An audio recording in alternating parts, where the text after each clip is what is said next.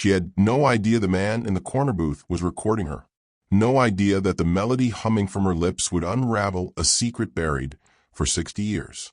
No idea that in 3 days, a plane ticket would arrive that would change everything. But right now, Harper Lane was just trying to survive another closing shift. The neon sign outside Mason's diner flickered like a dying heartbeat. Red, dark, red again. It was past midnight in downtown Nashville, and the only sound cutting through the silence was the steady hum of an old ceiling fan, the kind that had been spinning since the 80s and refused to quit. Inside, the booths were cracked leather held together by duct tape and hope. The floor was sticky in places nobody bothered to clean anymore. The smell of burnt coffee and day-old grease hung in the air, thick enough to taste.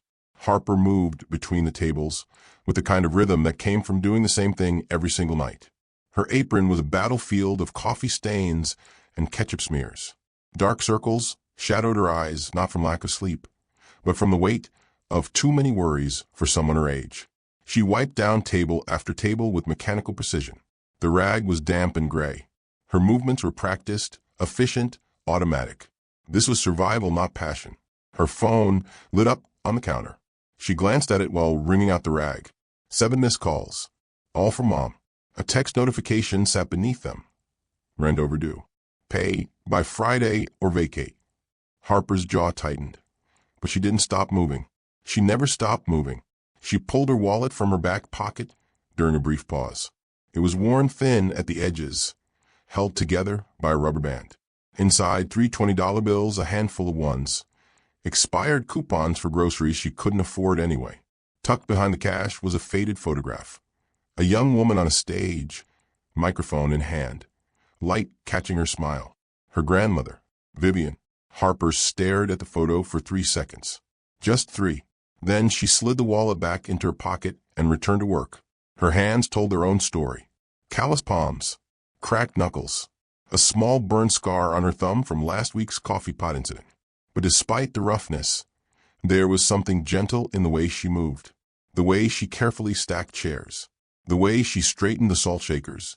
Just so, the ceiling fan hummed its endless rotation overhead. The neon sign flickered outside, and Harper Lane kept cleaning, because stopping meant thinking, and thinking meant breaking. She didn't know someone was watching from a corner booth. She didn't know her life was about to change. Right now, she was just trying to make it to tomorrow. Have you ever felt trapped by circumstances you didn't choose? Drop a comment if you've been there. The tip jar sat on the counter like a judgment. Harper emptied it onto the worn formica surface. Coins clinked and scattered. She counted slowly. $12 in quarters. 8 in ones. A 5 someone had folded into a tiny square. $25 for an 8-hour shift. She divided the money into 3 piles without thinking. 1 for rent. 1 for her mother's medication. 1 for gas, if her car decided to start tomorrow. There was never a 4th pile. Never one for her. Harper swept the floor in long, methodical strokes. The broom was missing half its bristles, but she'd learned to work with what was broken. Dust and crumbs gathered in small mountains near the door. A lost button, a crumpled receipt, the debris of other people's lives.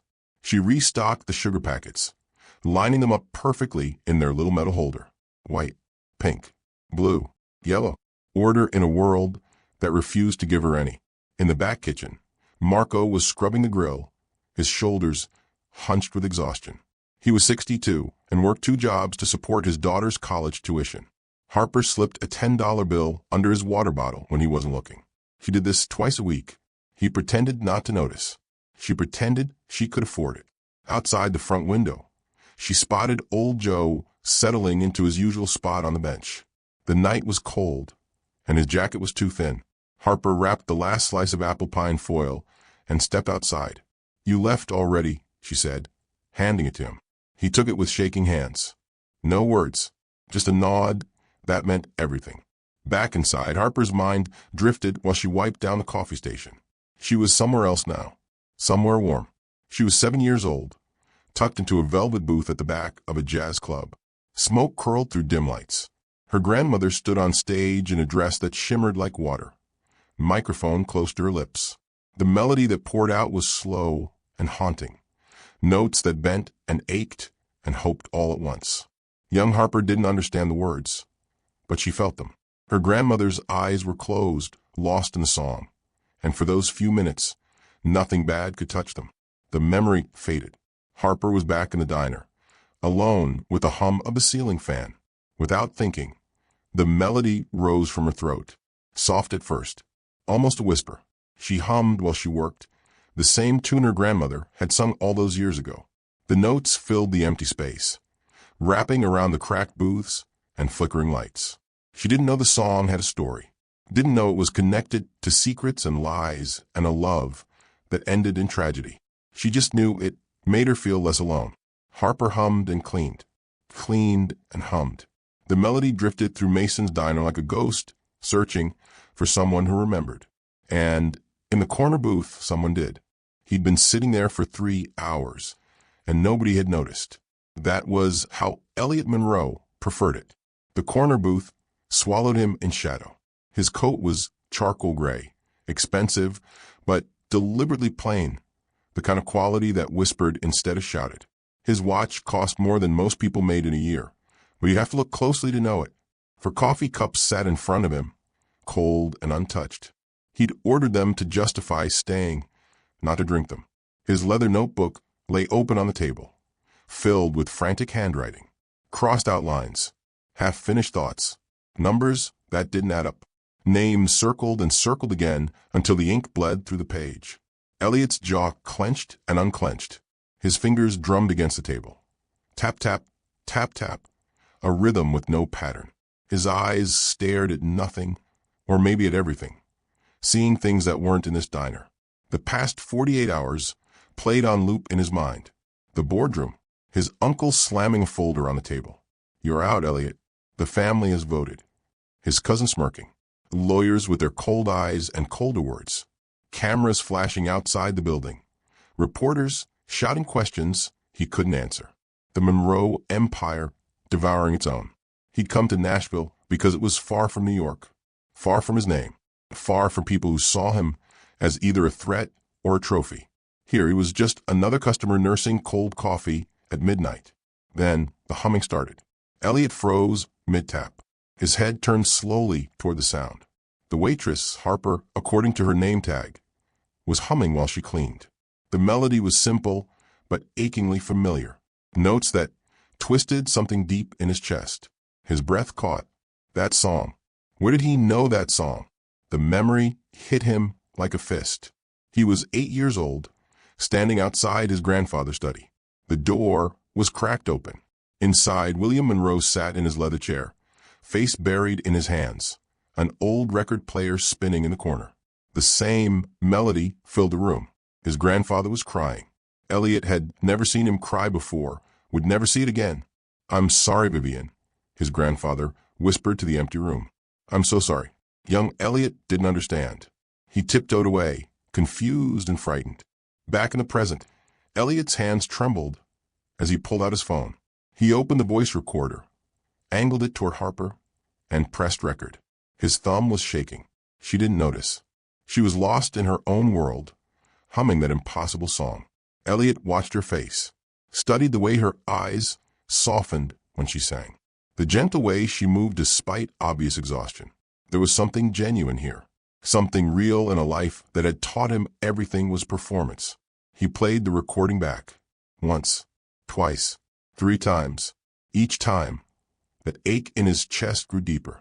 Who was she? Why did she know this song? How was this possible? His grandfather had taken secrets to his grave, secrets the family had spent decades burying. This melody was supposed to be forgotten, erased, gone.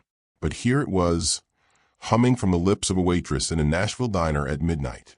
Elliot's mind raced through possibilities, connections, theories. His family's history was filled with shadows, disappearances, scandals, stories that got handled by lawyers and money. Could this girl be connected somehow? He needed to know, not for revenge or power or any of the Monroe family games. He needed to know because, for the first time in years, he felt something other than numbness. Would you chase down a mystery if it meant risking everything you know? Subscribe before this story takes its first turn. Elliot played the recording one more time. Harper's voice filled his earbuds, imperfect, unpolished, heartbreaking. He closed his eyes and listened to every breath between notes. He should leave. Walk away. Let this strange coincidence stay buried. But his feet carried him to the counter anyway.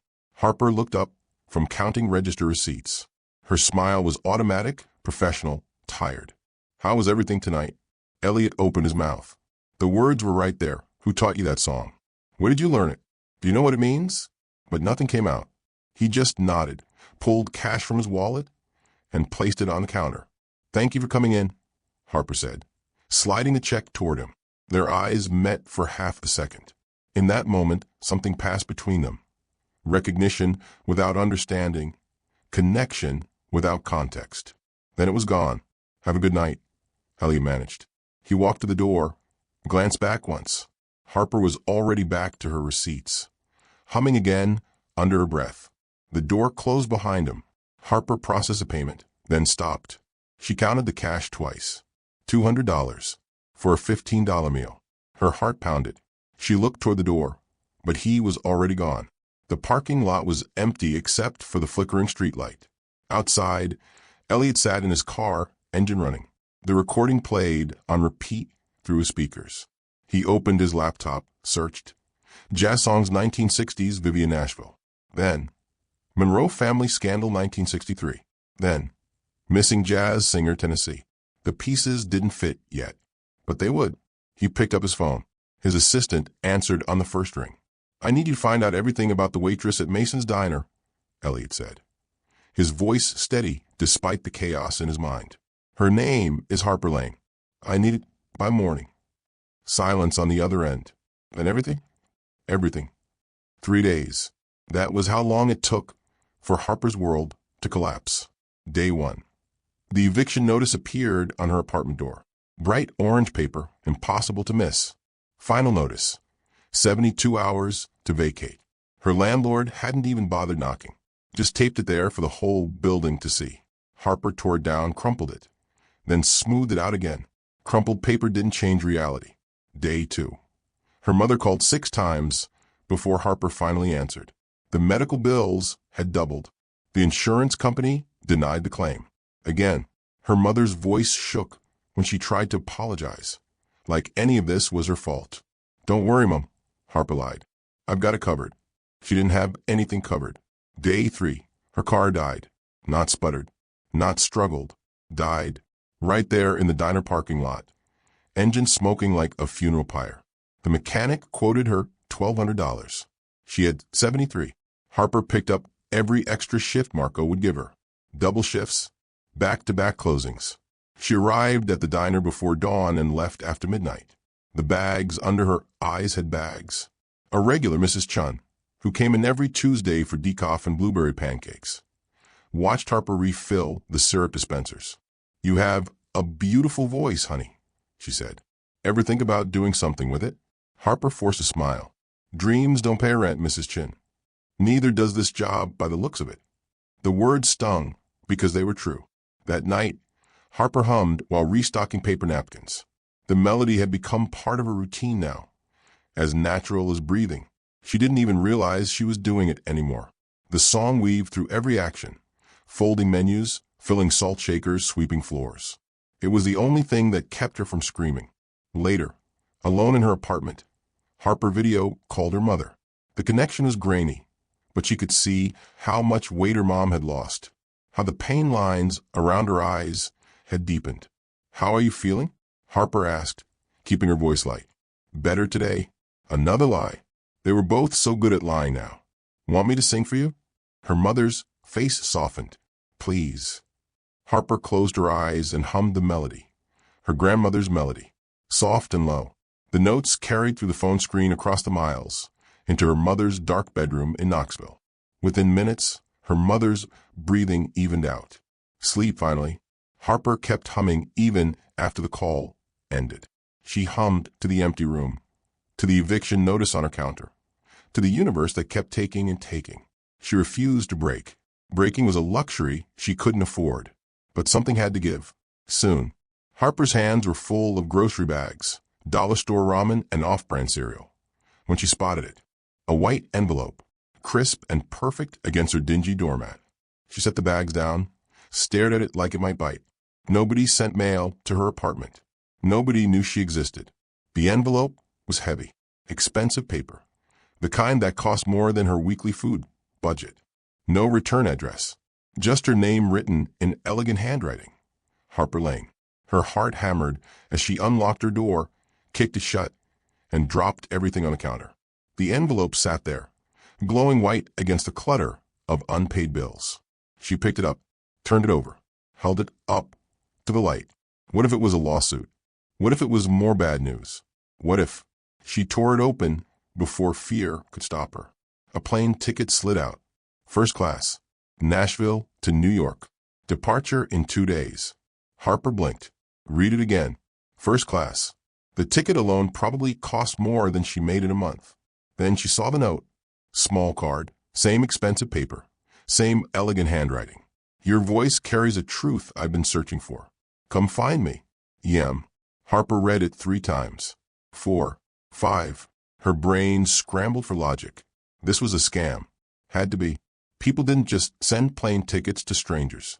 This was how people got trafficked, kidnapped, disappeared. She looked around her apartment, checking for cameras. Under the lamp, behind the TV, in the corners where the walls met the ceiling. Nothing. She Googled New York, billionaire. Dozens of results, none conclusive. Plane ticket scam. Nothing matching this. First-class scam trafficking. Her hands shook as she scrolled through article after article. The next day at work, she showed Marco the ticket. He whistled low. That's real. That's a $2,000 ticket. But why me? Maybe you got a secret admirer. Or a secret stalker. Harper's co-worker, Beth, leaned over the counter to see. She was 23, still believed in fairy tales. What if it's legit? What if this is your chance? My chance to get murdered in New York? Or your chance to escape this? Beth gestured around the diner. When's the last time something good happened to you? Harper couldn't remember. That night, she tossed the ticket on her kitchen counter next to the eviction notice. The contrast was almost funny. One paper threatening to take everything, the other promising everything. She tried to ignore it, made dinner, attempted to watch TV, but her eyes kept drifting back to that white envelope. Who was Yem? How did they find her address? What truth were they searching for? And why did part of her, the stupid, desperate, hopeful part, actually want to go? Don't miss what happens next. Subscribe so you're here when the mystery unfolds. The phone rang at 11:47 p.m. Harper was half asleep on her couch, the plane ticket still sitting on the counter where she'd left it. She didn't recognize the number. Hello. Don't go to New York. The voice was old, female, trembling with urgency. Whatever they promised you, it's a lie. Harper sat up, suddenly wide awake. Who is this? The Monroes destroyed my family. They'll destroy you too. The woman's breath rattled like dry leaves. Please, I'm trying to save you. Wait, what? The Monroes? Who? The line went dead. Harper stared at her phone. Her pulse thundered in her ears. She hit redial. The number rang once. Then, the number you have dialed is no longer in service. Her hands shook as she opened her laptop. She typed, Monroe Family, New York. The results flooded her screen. Monroe Industries. Media Empire. Billionaire Dynasty. But beneath the corporate press releases and Forbes profiles, there was something darker. Monroe family lawsuit. Shareholders allege fraud. Monroe heir embroiled in scandal. Dark history of the Monroe dynasty. Harper clicked deeper. Forums. Reddit threads. Conspiracy websites with terrible formatting and questionable sources. But one thread caught her eye. The Monroe family cover-up.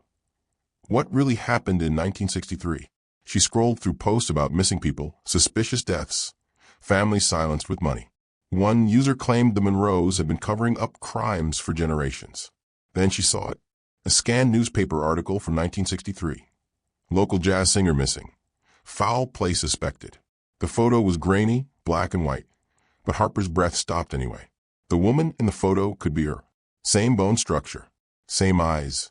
Same defiant tilt of the chin. She clicked to enlarge it. The caption read, Vivian Lane, 23. Last seen leaving the Blue Note Jazz Club on March 15th, 1963.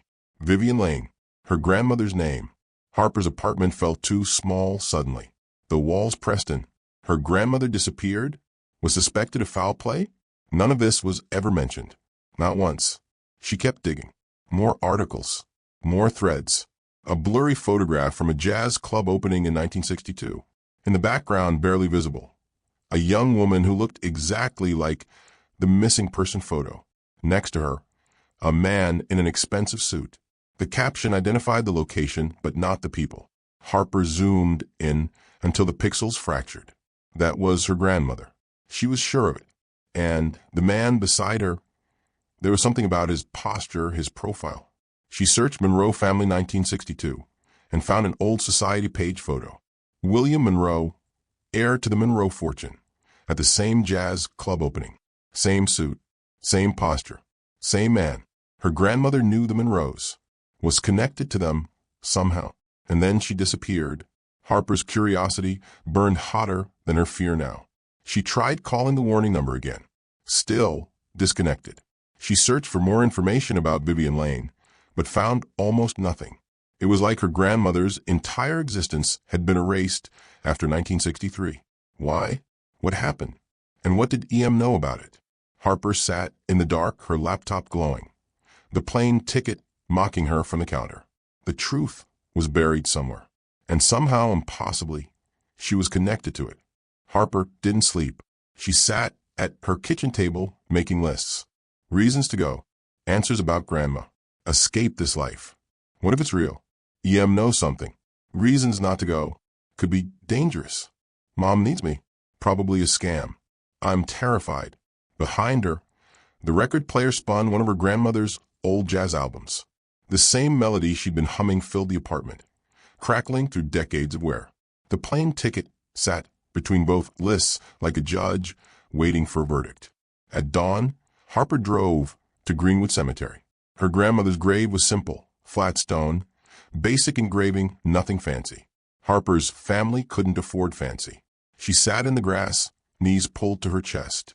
I don't know what to do, Grandma. Her voice cracked. Someone wants me to come to New York. Someone who knows something about you. About us. But I'm scared. The wind moved through the trees. Nothing answered. Then Harper remembered. She was 14, sitting beside this same grave months after the funeral. Her grandmother had been declining for weeks, barely coherent. But in a moment of clarity, she'd grabbed Harper's hand. Our family has secrets, baby girl. Her grandmother's eyes were fierce, despite the pain. Songs that need finishing. When the time comes, you finish them. Promise me. Harper had promised, not understanding what it meant. Now maybe she did. She returned home and made her decision. She was going, but not blind, not helpless. She packed light, one small backpack, a change of clothes, her grandmother's locket, pepper spray, the $200 she'd withdrawn from her last paycheck. She left a note for her mother. Going to New York for a few days. Job opportunity. Don't worry. I love you. Another lie, but a necessary one. The Uber ride to the airport felt surreal. Harper clutched a plane ticket. Her grandmother's locket warm against her chest. Her phone buzzed with text from Beth. Be careful and text me when you land. At the gate, Harper almost turned back 3 times. But her feet kept moving forward. She boarded the plane. First class. The seat was bigger than her bed at home. The flight attendant offered champagne. Harper buckled in, took a breath, and closed her eyes. Whatever was waiting in New York, truth, danger, answers. She was about to find out. The plane touched down, and Harper's stomach dropped with it. New York swallowed her whole the moment she stepped outside JFK. The noise hit first, honking, shouting, sirens layering over engines and construction, and a million conversations at once. Then the smell, exhaust and hot pretzels, and something unidentifiable but distinctly urban. Buildings stretched so high they blocked the sky. People moved in aggressive rivers, nobody making eye contact. Everyone late for something important. Harper clutched her backpack and tried not to get trampled. A man in a black suit held a sign. Harper Lane. Her heart pounded. This was real. This was actually happening. Ms. Lane? He was professional, polished, the kind of person who'd been paid well to reveal nothing. "I'm here to escort you. May I take your bag?" Harper shook her head, holding her backpack tighter. "I've got it." The car was sleek and black, probably worth more than her entire life savings. Leather interior, tinted windows, the kind of vehicle that screamed money and power. Harper slid into the back seat. "Who sent you?" "I'm not at liberty to say, ma'am, but you'll have answers soon." That was all he offered. The rest of the drive was silence. Harper watched New York blur past through the window. Her reflection stared back, superimposed over the city. A tired girl from Nashville who didn't belong here. Skyscrapers towered like judgments. People in designer clothes walked dogs that probably ate better than she did. They pulled up to a hotel that made Harper's throat close. The kind of place she'd only seen in movies. Marble floors, crystal chandeliers, a doorman who probably made more than she did. The driver escorted her through the lobby. People glanced, then looked away, sensing she wasn't one of them. Her worn jeans and faded jacket marked her as an outsider. The elevator rose and rose. 20th floor, 30th, 40th.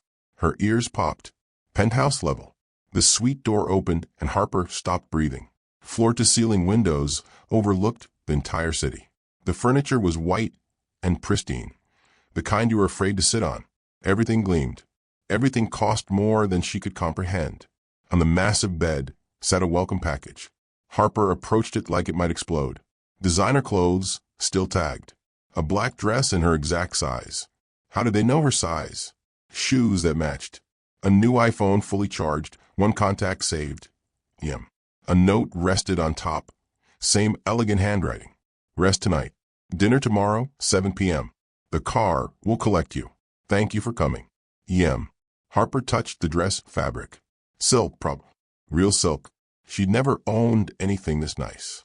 She explored the suite with trembling hands. Tested the couch, too soft. Opened the fridge, fully stocked. Checked the bathroom. Marble everything. Towels thicker than her mattress. She stood at the window 50 floors above New York and felt like the biggest imposter in the world. Who was EM? What did they want? And why did this feel like stepping into a trap disguised as a dream? The black dress fit perfectly. That fact alone terrified Harper. She stood in front of the mirror, barely recognizing herself. Hair down. Minimal makeup from the provided cosmetics case.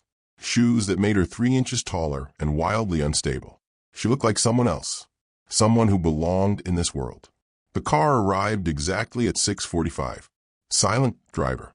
Same route through Manhattan. They pulled up to a building that was all glass and ambition. A rooftop restaurant where the city sprawled beneath like a conquered kingdom. The host led her to a private table on the terrace.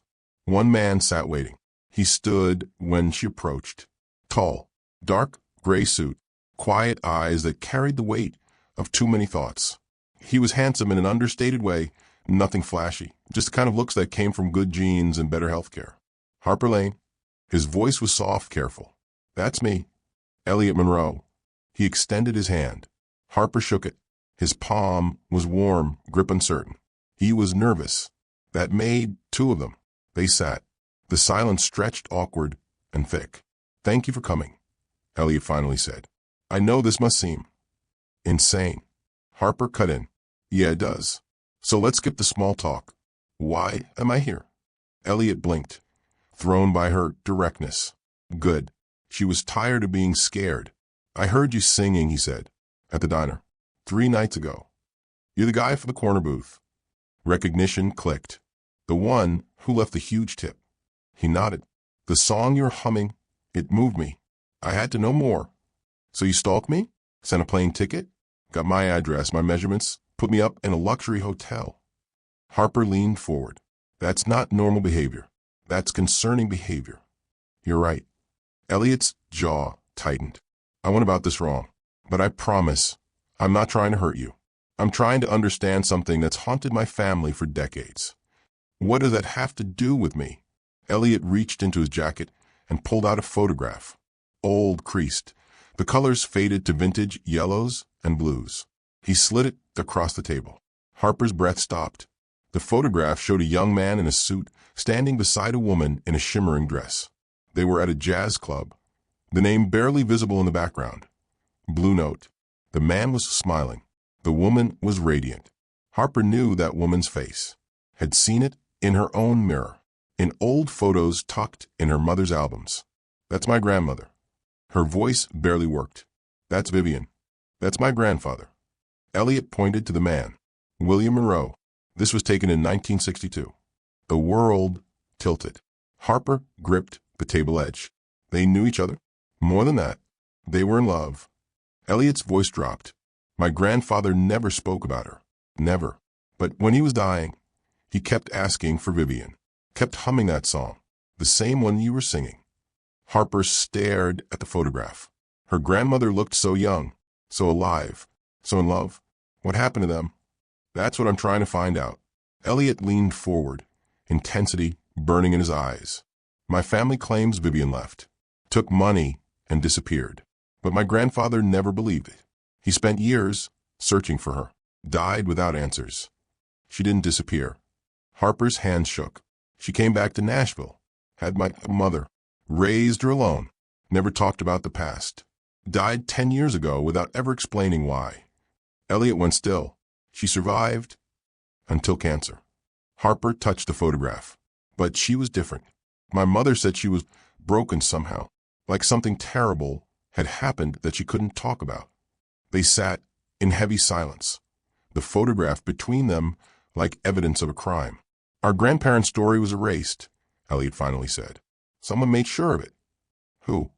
My family. The words tasted bitter, and I'm going to find out why. Subscribe now. This mystery goes deeper than either of them expected. They moved inside to a private dining room. The food arrived, but neither ate. They were too busy unraveling decades of silence.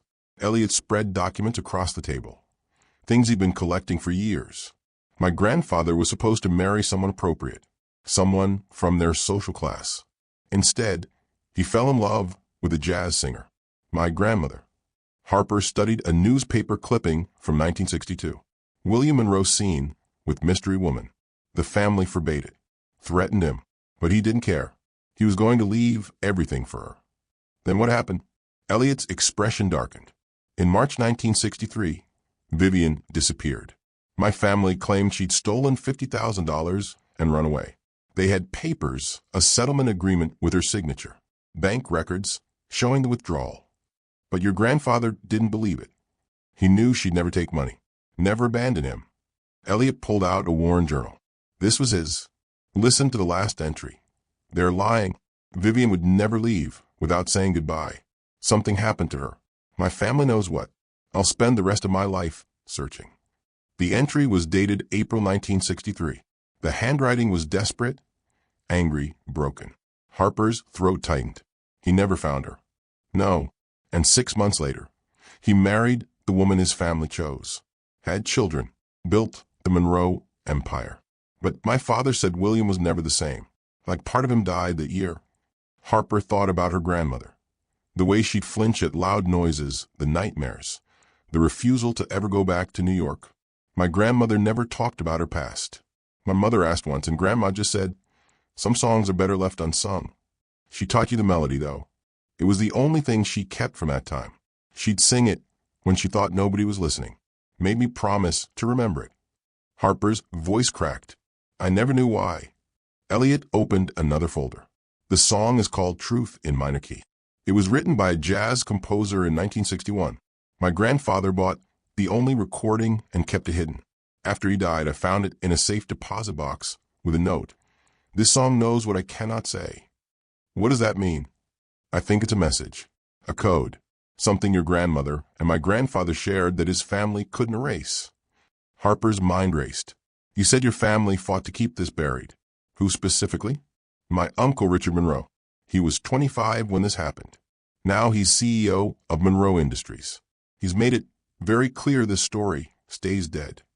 Why? What's he hiding? I don't know yet, but when I started digging, he threatened to cut me out of the company entirely, said some things are better left in the past. Elliot met her eyes. He's protecting something, something worth destroying his own nephew over. Harper felt the pieces clicking into place. The warning call, the erased history, the desperate cover-up. Your family did something to my grandmother, something bad enough to silence her for 60 years. I think so too. Elliot's jaw set, and I think we can prove it. Harper pushed back from the table. The reality crashed down. Wait. Stop. She stood, pacing. Why go through all this? The plane ticket? The hotel? The whole mystery setup? Why not just call me and ask? Elliot hesitated. That hesitation told Harper everything. You're using me, she said, voice hard. You needed my grandmother's side of the story. So you created this elaborate trap to lure me here. It wasn't like that. Then what was it like? Harper's hands shook with anger. You recorded me without permission, tracked down my information, manipulated me into coming here, all to satisfy your curiosity about your family's dirty secrets. You're right. Elliot's honesty surprised her. My methods were wrong, invasive. I'm sorry. But Harper, my intentions are genuine. This isn't about curiosity. It's about justice. Justice for who?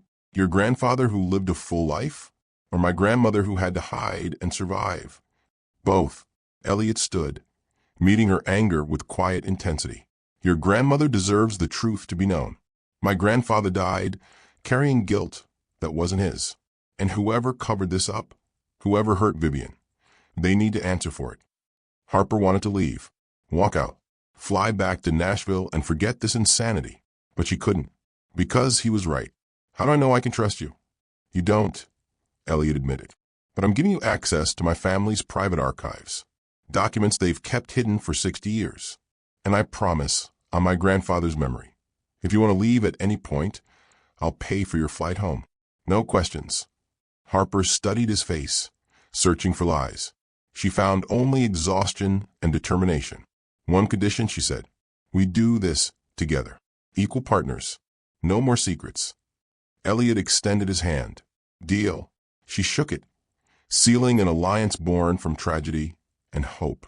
The Monroe estate sat 40 minutes outside Manhattan, hidden behind iron gates and centuries-old oaks.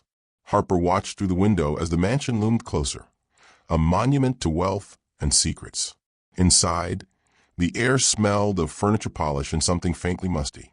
This was the kind of silence bought by generations of power, passed down with titles and guilt. Elliot led Harper up glossy staircases and down hushed halls. The personal library waited on the third floor, east wing, a cavern of knowledge, darkness, and discipline. He unlocked the door with a concealed key. Tall shelves brimmed with leather-bound books and dusty files. Everything here felt ancient, heavy. Moonlight scattered over a locked cabinet at the back. Elliot opened it, revealing boxes marked by year. 1960, 1961, 1962, 1963. Harper opened the box labeled 1962.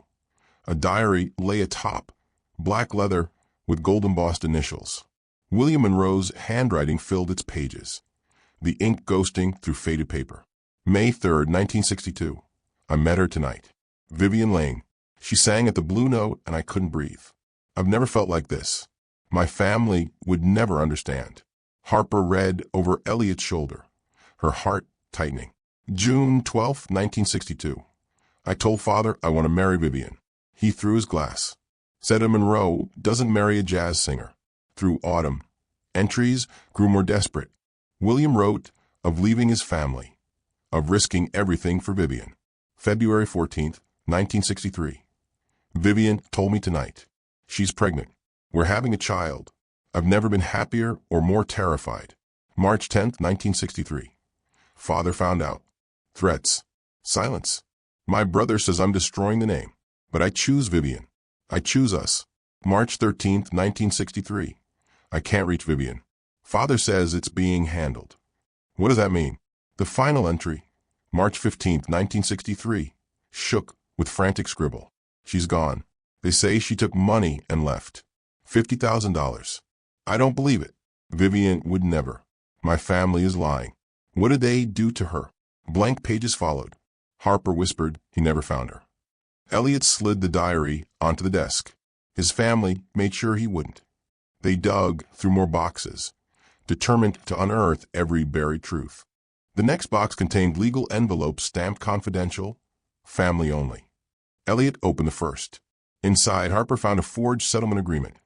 Vivian Lane, allegedly agreeing to take $50,000 to disappear and terminate her pregnancy. The handwriting was clumsy, a fake compared to Vivian's elegant script on old photos. Medical records claimed Vivian attended a clinic for an abortion. March 16, 1963. Harper quickly fact-checked. The clinic had closed in 1961, making the record impossible. The lie was blatant, but protected by time and money. Bank statements showed no money was withdrawn. The family kept the funds and the story, controlling perception and reality. At the bottom of the box, Harper found a bundle of intercepted letters, never delivered to William. Her hands shook as she read, "William, your brother came to the club. I'm frightened. Please call me." Another, dated 2 days later. "A man threatened me, said to leave New York. He knew about the baby. I'm at my sister's. Please, William, find me." The final letter, written the day before Vivian disappeared, was desperate. "Thomas, your brother, said if I don't leave, there will be consequences. They've drafted documents to make me look like a thief. No one will believe me. Please, William, I'm scared. I love you. I love our baby. Thomas, Elliot's great uncle, gone for decades. But the violence of his actions lingered here." Harper's breath stuttered. She was threatened, hunted. She didn't leave voluntarily.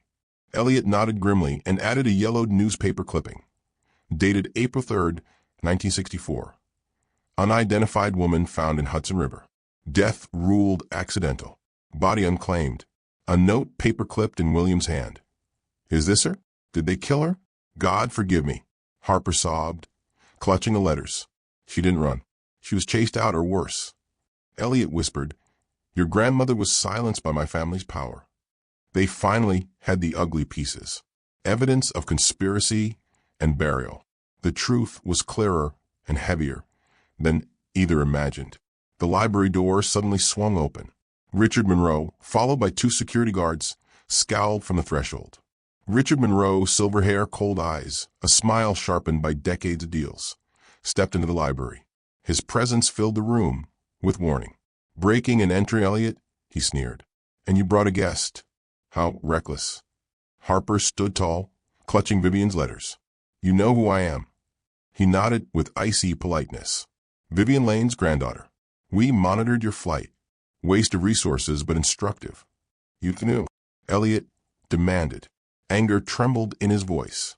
"I monitor all threats to our lineage. I'd expect diligence from you." Richard glanced at the documents, selecting a letter and reading aloud. How touching. Betrayed lovers. Those threats were Tom's business. Unfortunate, but determined, necessary by our father. She tried to trap William. Pregnancy, blackmail. We acted to preserve family interests. Harper frowned. She was pregnant. We have diary entries, letters she pleaded for help. Richard shrugged, detachment full. Unfortunate complication. We resolved it. You fabricated documents. Threatened her. She ended up dead in the Hudson. Richard interrupted, voice smoothing like oil. Tragic if true. Nothing proven. No charges stick. 60 years is an eternity in law. Elliot spoke, voice steady with rage. Public opinion doesn't expire. Media ruins empires, not statutes. Richard chuckled. Our media, our partners, our funding. You're behaving naively. Turning his attention to Harper, he played at sympathy. I'm sorry for your loss, but Vivian was a risk. Love doesn't build empires. Hard choices do. My brother acted for the family. You erased her for money. Richard's mask slipped, menace showing. Empires require hard hands. We make difficult decisions. Your choices are simple. Leave tonight and forget this, and I'll send $2 million, no questions. Pursue this, and I'll destroy you. Reputation, family, future. My reach is infinite. Harper's voice was steady. We won't walk away. Then you're both fools. Richard motioned to the guards. Escort them out. If they return, report trespassing. Harper locked eyes with him, unflinching. In that moment, she understood just how far his corruption ran. Thrust out into the estate's night, Harper and Elliot sat in his car, still reeling from the threats and the loss of physical evidence. "This is bad," Harper said, voice shaking. "He'll destroy anything we missed." Elliot started the engine, mind racing. What do we have left? Suddenly, Harper remembered. Her grandmother's old tapes, reel to reel, boxed in her mother's attic, untouched since Vivian's death. "My mother kept them. She said they were music. But maybe there's more." "What kind?" "Jazz performances, but Vivian hoarded secrets. Maybe messages or proof. It's in Knoxville." Elliot's expression hardened. "We drive tonight, before Richard realizes those tapes exist, before anyone can reach them." Harper texted her mother. "Don't touch Grandma's tapes. Coming home. Urgent. We'll explain."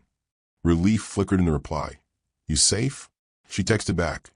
"Found out what happened. Tapes could help us. There soon." Together, they sped south, headlights carving through the darkness. The urgency was physical, a race against a dynasty determined to erase every trace. Some truths hid in boxes on old tapes, in forgotten closets. Harper clung to hope that hers might just survive. The highway stretched dark and endless. Harper watched the yellow lines blur past, her mind still trapped in that library. Richard Monroe's cold threats echoing. Elliot drove in silence for the first hour. Then, quietly, "Tell me about your mother." Harper glanced at him. "Why?" "Because I want to know. Because we're in this together now." So she told him about her mother's illness, the medical bills that never stopped coming, the way Harper sent every spare dollar home, worked double shifts, lived on ramen so her mom could have her medication. "She used to work 3 jobs when I was little," Harper said. "Cleaned houses during the day, waited tables at night, did data entry on weekends. Also, I could have a normal childhood. Now it's my turn." Elliot was quiet for a long moment. "My father left me $50 million when he died. I've never had to worry about money. Not once. Not ever. Must be nice. It's lonely." His knuckles whitened on the steering wheel. "Everyone wants something. My family only sees me as a piece on their board. Friends are networking contacts. Relationships are transactions. I can't remember the last time someone just wanted to know me." Harper heard the pain beneath his words. "Is that why you're doing this? Revenge against your family?" "No." Elliot shook his head. "I'm doing this because it's right. Because your grandmother deserved better. Because my grandfather died carrying guilt that wasn't his. And because maybe for once in my life, I could do something that matters. What if we find proof she was murdered? What then? That's your choice, your family, your story. But it's your family who did it. Which is why I'll support whatever you decide." Elliot met her eyes briefly. Justice doesn't always mean prosecution. Sometimes it means truth, recognition, making sure the world knows what happened. Harper thought about that as Tennessee hills rolled past in the darkness. What does she want? Revenge? Money? Just answers? They pulled into Knoxville as dawn broke. Harper's childhood home looked smaller than she remembered. Peeling paint, cracked driveway, a life built on survival, not dreams. Her mother waited on the porch, wrapped in a blanket despite the warm morning. She took one look at Harper's face and knew. "You found out, didn't you?" she said. "About what they did to her." Harper nodded, throat tight. "Then it's time. Come inside. There's something you need to hear." The attic smelled like dust and memories. Harper's mother climbed the stairs slowly, each step an effort. Harper and Elliot followed. "I kept them exactly where Aunt Marie left them," her mother said, pulling a cardboard box from behind old Christmas decorations. "She made me promise never to throw them away. Said someday someone would be brave enough." The box was labeled in faded marker. Vivian's music, do not touch. Inside, 5 reel-to-reel tapes, each carefully labeled in Vivian's elegant handwriting. Dates ranging from 1961 to 1963. Harper's hands trembled as she lifted them out. They carried everything downstairs. Harper's mother produced an old reel-to-reel player from a closet. Miraculously, still functional. "Your grandmother taught me how to use this when I was little. I haven't touched it in 40 years." Elliot helped set it up. Harper threaded the first tape, dated June 1961.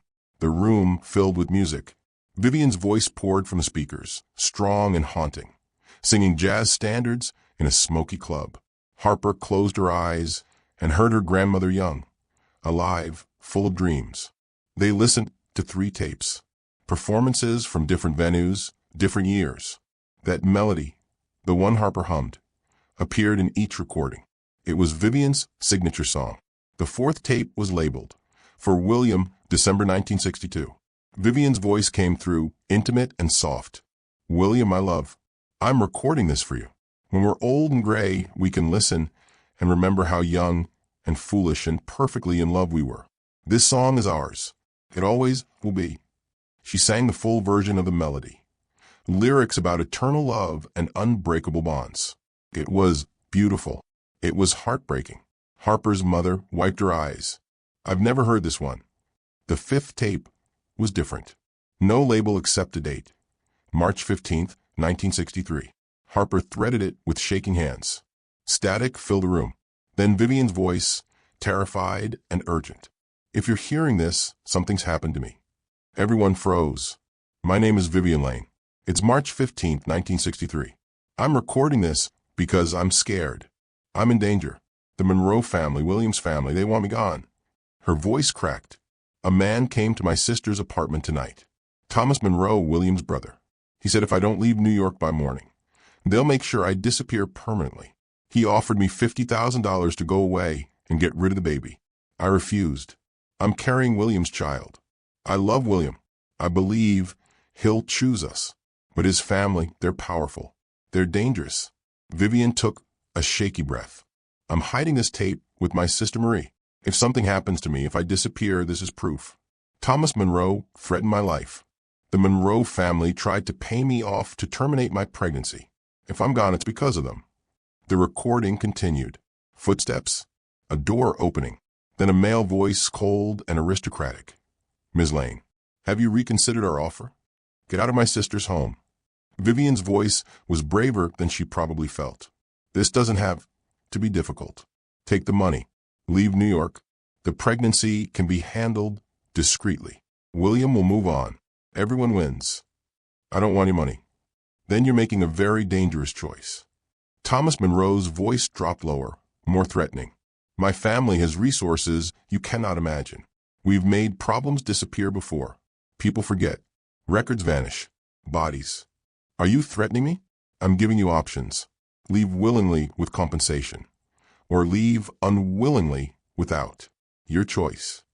William will protect me." Thomas laughed. It was a horrible sound. "William will do what his family tells him. He always has.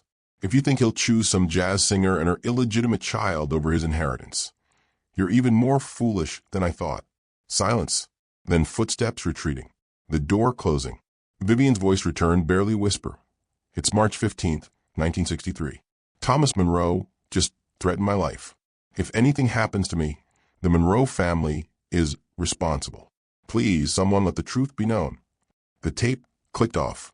The room was silent except for Harper's mother, sobbing quietly. They had everything. Recorded evidence. A direct threat. Proof of conspiracy. Subscribe now. The truth is about to destroy a dynasty. Harper sat on her childhood bedroom floor, the weight of 60 years pressing down on her shoulders. "We could destroy them," Elliot said quietly. He leaned against her desk, looking exhausted and determined. "Criminal charges are out. Statute of limitations. But civil suits, public exposure, media firestorm. I have contacts at major networks. This story would explode." "And then what?" Harper asked. "Your family comes after mine? They have unlimited resources. Lawyers who make problems disappear. We already know what they're capable of. I won't let them hurt you." "You can't promise that." Elliot slid down to sit beside her. "You're right. I can't. But I can promise I'll testify. I'll give depositions. I'll turn over every document I have. I'll sacrifice my inheritance, my name, everything. The Monroe legacy deserves to burn for what they did." Harper's mother appeared in the doorway, holding a cup of tea. "What would Vivian want?" she asked gently. "That's the real question." Harper closed her eyes and listened. Somewhere in the house, The melody played from the final tape. Vivian singing about love and truth and things worth fighting for. What would her grandmother want? Not revenge. Vivian's letters weren't filled with hate, just love and fear and desperate hope that William would find her. Not money. She'd refuse the payoff even knowing the danger. What she wanted was to be remembered, for her love story to matter, for her sacrifice to mean something. Harper opened her eyes. We go public, but not for prosecution, for recognition. What do you mean? The statute of limitations means we can't charge anyone. Thomas is dead anyway. Richard is an old man. Putting them in prison won't bring Grandma back. Harper's voice strengthened. But we can make sure the world knows what happened. We can tell her story. We can make sure Vivian Lane isn't just another forgotten woman silenced by power.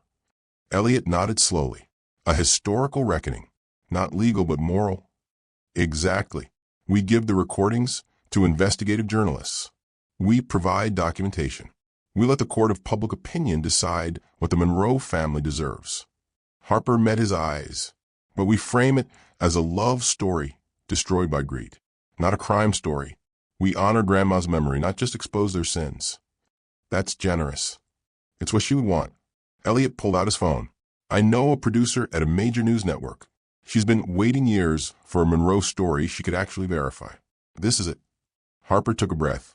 Then let's make sure my grandmother's voice is finally heard. The truth was coming. And this time, no amount of money could stop it. The story broke on a Tuesday morning. Every major network, every newspaper, every social media platform. Monroe Dynasty's dark secret. Love, murder, and a 60-year cover-up. The evidence was undeniable. Vivian's recordings played on television, her terrified voice reaching millions. Thomas Monroe's threats echoed through living rooms across America. The documents, the letters, William's desperate diary entries, all of it laid bare. Public reaction was immediate and massive. Hashtag Justice for Vivian trended for 3 days. People shared the story, debated in comment sections, demanded accountability. The Monroe family's PR machine tried to spin it. Tragic misunderstanding. Different times. Thomas Monroe acted independently, but the recordings didn't lie. The forged documents didn't lie. Richard Monroe resigned as CEO within 48 hours. The board voted him out. Monroe Industries stock plummeted. Investors fled. Partners cut ties. Thomas Monroe, 91, and living in a Florida retirement home, refused all interviews. When reporters finally cornered him, he said only, it was business, nothing personal. But it was personal. To Vivian, to William, to Harper. Elliot appeared on every major news program, speaking calmly and clearly. My family committed crimes they never paid for. They silenced a woman, destroyed a love story, and covered it up for 60 years. I'm ashamed of the Monroe name, which is why I'm establishing the Vivian Lane Foundation, dedicated to supporting struggling artists and protecting women from powerful men who think money buys silence. He donated $20 million immediately, pledged his entire inheritance when his grandfather's trust matured. Harper handled the attention differently. She gave one interview, told her grandmother's story with dignity and love, then stepped back. Recording studios offered contracts. Publishers wanted her memoir, but she was selective, careful. She recorded the melody professionally in a Nashville studio. Truth in Minor Key by Vivian Lane, performed by Harper Lane. All proceeds went to women's shelters and arts education. The song hit #1 on jazz charts. Vivian's voice, preserved through Harper, finally reached the world she was denied. Her grandmother was no longer forgotten, no longer silenced. Finally heard. 3 weeks after the story broke, the world began to move on. New scandals replaced old ones. The news cycle shifted. But for Harper, everything had changed. She stood outside Mason's diner on a Tuesday afternoon, hands in her pockets, staring at the familiar flickering neon. The place that had defined her life for so long now felt like a memory from someone else's existence. Inside, the lunch rush was dying down. Marco saw her first, his weathered face breaking into a huge grin. Harper, look at you. She was wearing actual clothes now, not designer but new. clean, things without coffee stains. Her hair was styled. She looked rested for the first time in years. Beth ran over, hugging her tight. "We saw you on TV. You're famous." "Not famous, just visible." The other waitstaff gathered around, asking questions, wanting to hear the story from her directly. Harper told them the abbreviated version, leaving out the darkest parts. She mentioned the recording contract with a small indie label, the scholarship to Berklee College of Music starting in the fall. "You're leaving Nashville?" Marco's voice held both pride and sadness. "Just for school. I'll be back." Harper touched the counter, the same one she'd cleaned 1,000 times. "This place made me who I am. I won't forget that." She stayed for an hour, drinking coffee that tasted the same as always, burnt and bitter and somehow perfect. Before leaving, she hummed the melody while clearing her cup. Muscle memory.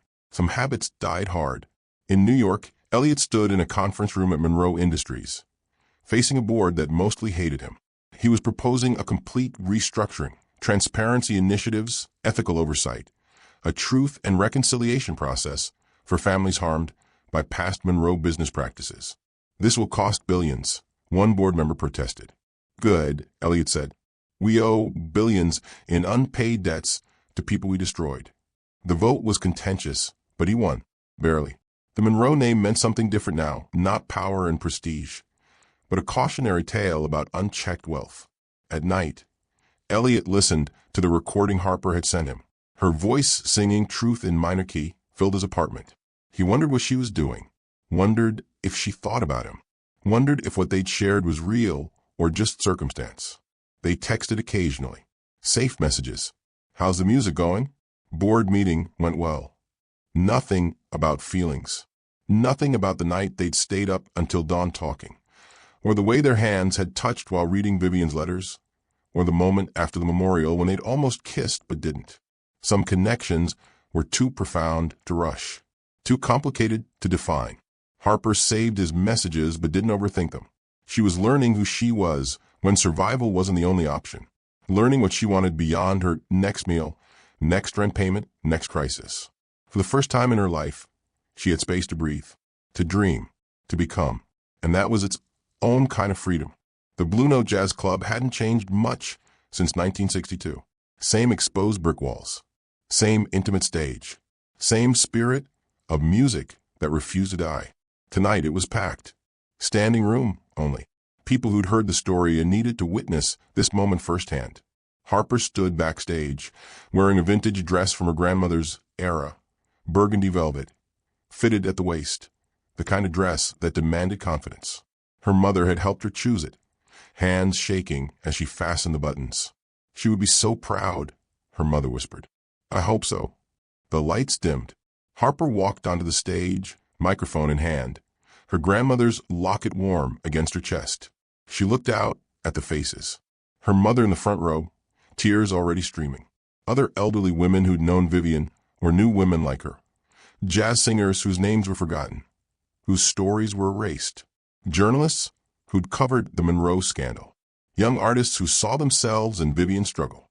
And in the back corner, deliberately unobtrusive, Elliot Monroe. He caught her eye, nodded once. Harper took a breath.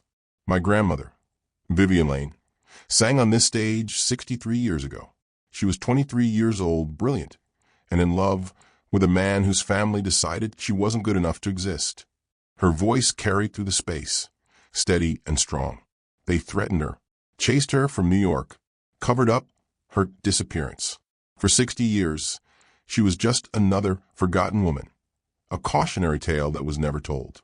Until now, Harper gestured to the musicians behind her, a small jazz ensemble, instruments gleaming under stage lights. Tonight isn't about revenge or justice delayed. It's about remembering. It's about making sure my grandmother's voice, her actual voice, her music, her love, is finally heard. The piano began. Soft, melancholic notes that built into something hopeful. Harper closed her eyes and sang. The melody that had started everything filled the Blue Note. Truth in minor key, Vivian's signature song, now carried through her granddaughter's voice. The lyrics spoke of love that threatened power, of truth that refused to stay buried, of songs that outlived the people who sang them. Harper's voice cracked in places. She wasn't a perfect singer, but she was genuine, and that mattered more. When she finished, the silence lasted 3 heartbeats. Then the room erupted. The rest of the concert featured other artists performing songs from Vivian's era. Jazz standards about love and loss and resilience. Between sets, Harper shared more of her grandmother's story, not as a victim, but as a woman who'd loved fearlessly despite knowing the cost. "We found her," Harper said during a quiet moment. DNA testing confirmed it. The unidentified woman pulled from the Hudson River in 1964. That was Vivian Lane. She didn't run away. She didn't take the money. She died trying to protect the man she loved and the child she was carrying, my mother. She paused, composing herself. "Last week, we buried her properly. Finally, the headstone reads, Vivian Lane, 1940 to 1963. Beloved mother, singer, woman who loved fearlessly." Harper looked directly at Elliot. Some people tried to erase her. They failed, because love and truth have longer memories than power and money. The final song was a collaboration, multiple artists joining Harper on stage, their voices blending into something greater than individual parts. Vivian's legacy alive again. After the memorial, after the crowds dispersed and the stage lights dimmed, Harper and Elliot walked along the Cumberland River. Nashville at night was all reflection and rhythm, music spilling from honky-donks, tourists laughing. They walked in comfortable silence until Elliot finally spoke. "That was beautiful, what you did for her. It's what she deserved." More silence. "Then what happens now? With us?" Harper stopped, turned to face him. This conversation had been hovering between them for weeks. "I don't know," she admitted. "Do you?" Elliot looked at the water, gathering thoughts. "Everything we've been through, finding each other, uncovering the truth, fighting my family. It was intense, life-changing, but it was also trauma-bonding, shared mission." "You're saying what we felt wasn't real?" "No, I'm saying it was real, but maybe not sustainable. Not in the way we'd need for a relationship to work." He met her eyes. "You need time to figure out who you are beyond survival, beyond your grandmother's story. And I need to rebuild my life outside my family's shadow." Harper's chest ached, but she knew he was right. "I've never had space to just be, to want things for myself, not because I need them to survive." "Exactly. And I've never had to build something meaningful without my family's money and name behind it. We both need to become the people we're supposed to be, before we can be anything to each other. Maybe. Or maybe we're meant to be exactly what we are right now, 2 people who changed each other's lives and then had the wisdom to let each other grow." Harper laughed softly. It hurt, but it was true. "I don't want to lose you completely," she said. "You won't. I promise." Elliot reached into his jacket, pulled out a bundle of letters tied with ribbon. "These are William's letters to Vivian, the ones his family intercepted. They belong to you now, your family's history." Harper took them with trembling hands. Then she pulled out her phone, queued up a recording. "This is the full version of the melody. The night I hummed it in the diner, before everything changed." She airdropped it to him. Their phones chimed in unison. "Thank you," Elliot whispered. They hugged. Long, tight, meaningful. Not romantic. Something deeper than that. Respect. Gratitude. Affection that didn't need definition.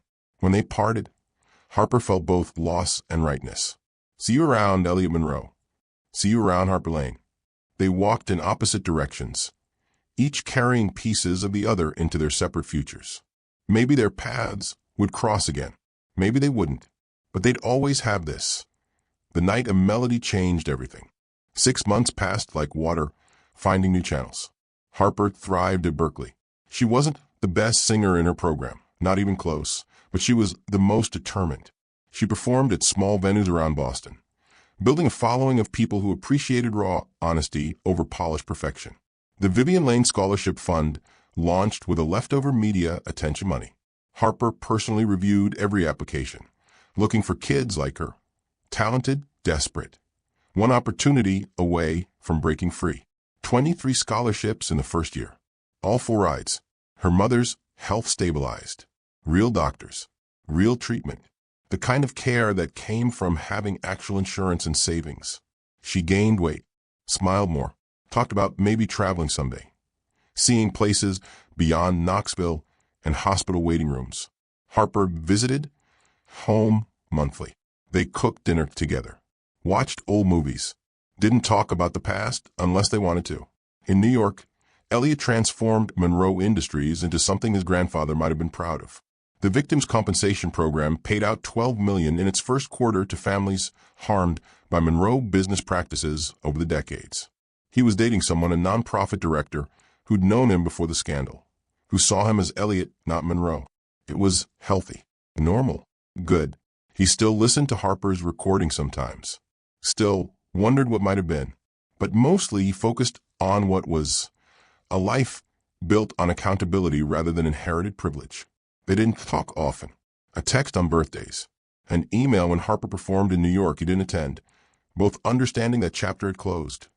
But sometimes late at night, they both hummed the same melody in different cities, connected by the ghost of a love story neither of them lived, but both carried forward. Some connections didn't need proximity. They just needed to exist. Harper returned to Mason's Diner on a random Thursday at 11 p.m. She didn't plan it.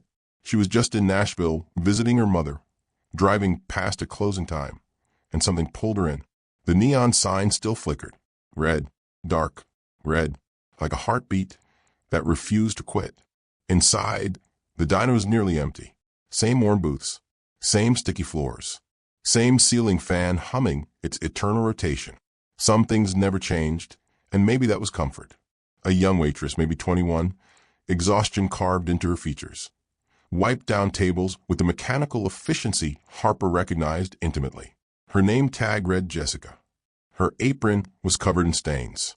Her eyes carried that familiar weight of too many bills and not enough hours.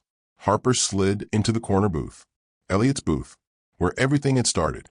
Jessica approached with a tired smile that didn't reach her eyes. "What can I get you?" "Just coffee. Black." Coming up, Harper watched Jessica move through the space.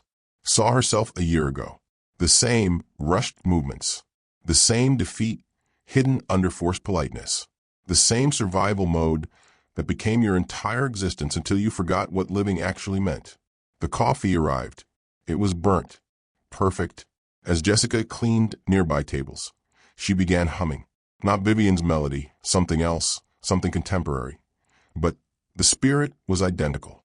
A tune that rose unconsciously, filling the silence, making the work bearable. Harper's chest tightened. She knew that humming, that was the sound of someone holding on to dreams while drowning in reality. When Jessica returned with the check, Harper had already left cash on the table. $200. And a note written on a napkin. "Your voice matters. Don't stop singing. The world needs to hear it. Someone who understands." Harper slipped out before Jessica could see who'd left it. Outside, the Nashville night wrapped around her. Different than New York's aggressive energy. Different than Boston's academic intensity. This was home, complicated, imperfect, real. She stood on the sidewalk, looking at the diner through its grimy windows. Saw Jessica find the money, read the note, cover her mouth as tears came. Harper started humming Vivian's melody, the song that had connected 3 generations, uncovered buried truth, changed everything. The tune drifted through the warm Tennessee air, weaving between traffic sounds and distant music from Broadway. Harper walked toward her car, then stopped. She turned back one more time. Through the window, Jessica was still holding the note, still crying, still standing in the middle of Mason's Diner like Harper had done countless times. But something was different now. Jessica's posture straightened slightly. Her chin lifted. She tucked the note carefully into her apron pocket like a talisman. One moment of kindness. One note that said, "I see you matter. Keep going." It wasn't a plane ticket to New York. It wasn't a fairy tale rescue. But it was real. It was connection. It was the passing of something important from one struggling woman to another. Harper got in her car. The melody continued in her head as she drove through Nashville, past the clubs where her grandmother had once sung, past the neighborhoods where she'd grown up poor, past the city limits into darkness. The closing shot pulled back and back, Harper's car becoming tiny on the highway. the diner's neon still flickering behind her, Nashville glowing in the distance. One voice, one melody, one waitress humming while cleaning, and everything, absolutely everything, could change. The story ended where it had begun, with a woman finding strength in song. But this time, the world was listening.